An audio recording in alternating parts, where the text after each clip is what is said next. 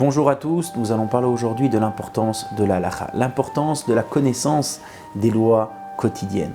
On sait tous que la Gemara, dans le traité de Kiddushin, se pose la question et s'interroge, qu'est-ce qui est le plus important? Est-ce que l'action est le plus important ou l'étude de la Torah est la chose la plus importante? Et la Gemara nous dit, l'étude de la Torah est la chose la plus importante. Pourquoi? Parce que l'étude va emmener à l'action. Gadol, Talmud, Shemevi, l'idée c'est comme ça la Gemara dit dans le traité de Kiddushin, Daf Mem, page 40.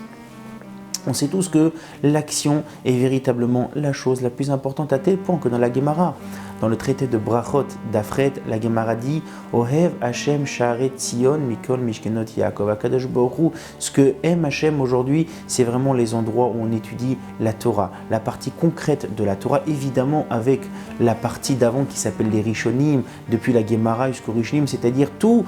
Comment la halakha est arrivée, mais si une personne n'a pas le temps d'étudier toute cette partie-là, au moins qu'il apprenne la partie concrète de la Torah. Et c'est d'ailleurs ce que l'Admour HaZaken tranche dans Ilchot Talmud Torah, dans les halachot qui parlent de la Torah, dans le deuxième chapitre, que si une personne n'a pas le temps d'étudier tout ce qui est la Gemara et ainsi de suite, au moins qu'il étudie la partie action de la Torah, à tel point qu'il est tranché dans la halakha, dans le 47e chapitre du Shulchan Aruch, que les femmes aussi doivent faire la bénédiction de la Torah. Pourquoi? Parce qu'eux aussi ont le devoir d'apprendre les halachot qui les concernent. Donc, encore une fois, ce qui est extrêmement important, c'est de véritablement connaître la halakha. Qu'est-ce qu'on doit faire? Quelles sont les lois quotidiennes? Parce que la halakha nous dit véritablement ce que l'homme doit faire. La halakha nous oriente sur tous les sujets, c'est-à-dire comment s'habiller, comment mettre ses chaussures, comment prier, qu'est-ce qu'on a le droit ou pas le droit de faire Shabbat, on veut prêter ou emprunter de l'argent à quelqu'un, qu'est-ce qui est autorisé, qu'est-ce qui n'est pas autorisé, toutes les lois de cache-route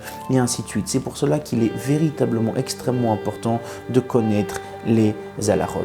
Donc c'est pour cela que j'invite chacun à véritablement à étudier la halakha, mais on fera des vidéos, des petites vidéos avec des questions-réponses sur tous les sujets halachiques, évidemment qu'on puisse faire en vidéo.